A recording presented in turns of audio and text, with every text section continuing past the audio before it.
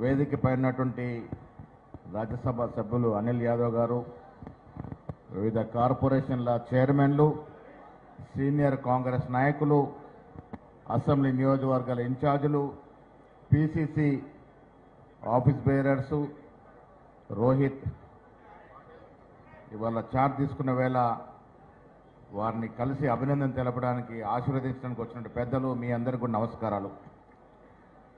కాంగ్రెస్ పార్టీలో పని చేస్తే గుర్తింపు తప్పకుండా ఉంటుందని చెప్పడానికి రోహిత్ డీసీసీ నియామకమే ఒక ఉదాహరణ. నేను కూడా వర్కింగ్ ప్రెసిడెంట్గా పనిచేస్తూ పోతుంటే హైకమాండ్ ఇక్కడ రాష్ట్రంలోని పెద్దలు గుర్తించి పిసిసి అధ్యక్ష పదవి ఇచ్చినారు. రోహిత్ నియామకం రోజున చాలామంది అన్నారు చాలా చిన్నపిల్లాన్ని పెద్ద పదవి ఇచ్చినారని. పదవులకి వయసు నిమిత్తం ఉండదు, పని నిమిత్తమే ఉంటుంది. ఎవరు పనిచేస్తే వారికి పార్టీ ఆదరిస్తుంది. రోహిత్ని నేను కూడా దగ్గర నుండి 10 ఏళ్ళుగా చూస్తూ ఉన్నాను. అది కమిట్మెంట్ ఉండి, పార్టీ అంటే ప్రేమ ఉండి, పార్టీని నడపాలన్న తపన ఉండి పనిచేస్తున్నటువంటి రోహిత్ కాబట్టి అందుకే వారికి ముఖ్యమంత్రి గారు మేము అందరం కూడా సంపూర్ణంగా ఆశీర్వదించే పదవిలో కూర్చోబెట్టినాం.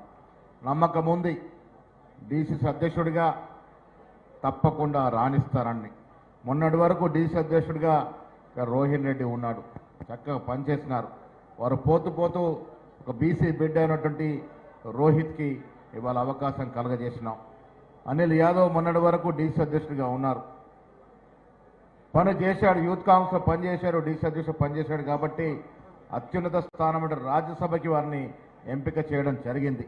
దీపక్ జాన్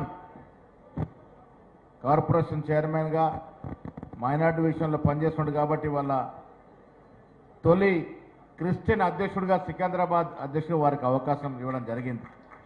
కాంగ్రెస్ పార్టీకి ఉన్న గొప్పతనం, కాంగ్రెస్ నాయకుల గొప్పతనం, పనిచేసే వాడికి ప్రోత్సాహం ఇస్తారు.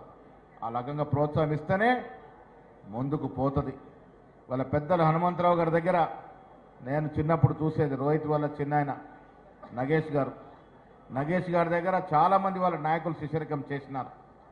రాజకీయంగా వారి కుటుంబం, వారి నాన్నగారు చిన్నాన్నగారు నుంచే మొదలైంది కాబట్టి అలాంటి లక్షణాలు రోహిత్ కూడా పుచ్చుకొని వల్ల డీసీసీ అధ్యక్ష స్థాయికి ఎదిగినాడంటే అదొక సంతోషకరమైన విషయం అన్నమాట కూడా సందర్భంగా మనవి చేస్తా ఉన్నాం.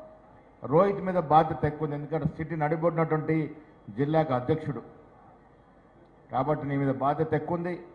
ఇవాళ మంచి రోజు, కాంగ్రెస్ పార్టీ ఆవిర్భవించి 140 సంవత్సరాలు కంప్లీట్ చేసుకుని 141 సంవత్సరాలు అడుగెడుతున్న వేళ ఇవాళ మీరు చార్జ్ తీసుకుంటా ఉన్నారు.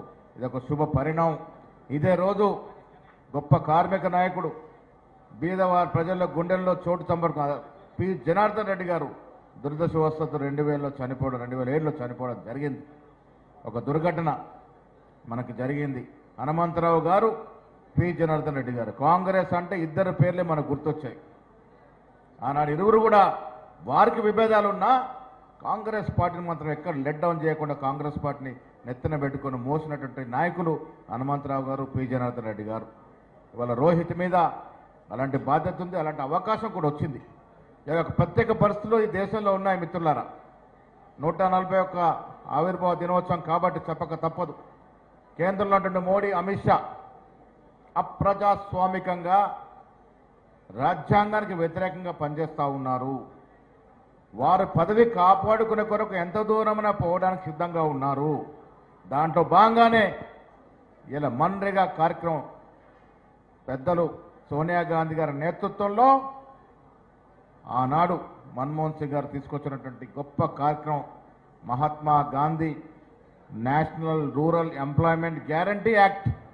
తద్వారా 100 పని దినాలు బీదవాడికి ఇచ్చిన అవకాశం ఇస్తే ఆ మన్రేగా కార్యక్రమం గాంధీ మాత్రం ఫోటో తీయడమే కాకుండా దాన్ని నీరుగార్చే ప్రయత్నంలో భాగంగా రాష్ట్ర వాటా, కేంద్ర వాటాను విభజించి నిధులు లేకుండా చేసి ఆ కార్యక్రమాన్ని మూసే ప్రయత్నం చేస్తూ ఉన్నారు.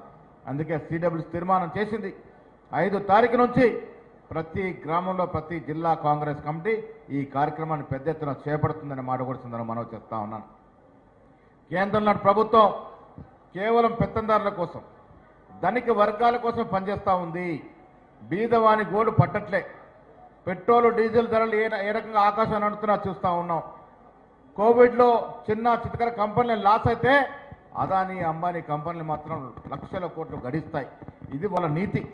బీజేపీ ప్రభుత్వం కేవలం పెత్తందారు వ్యవస్థని పెంచిపోసే దశగా ఉంది కాబట్టి ఇలా కాంగ్రెస్ పార్టీ ఒక్కటే బీద ప్రజానికానికి సామాన్యుడికి చేరులో ఉన్నటువంటి పార్టీ.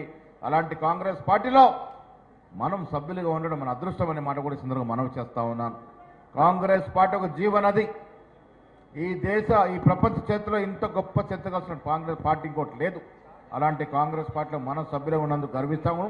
తప్పకుండా వచ్చే రోజుల్లో ఈ రాష్ట్రంలో రేవంత్ రెడ్డి గారు ఒక విజన్ ద్వారా రాష్ట్రాన్ని రకరకాలుగా అభివృద్ధి చేయాలని తపన పడుతూ ఉన్నారు.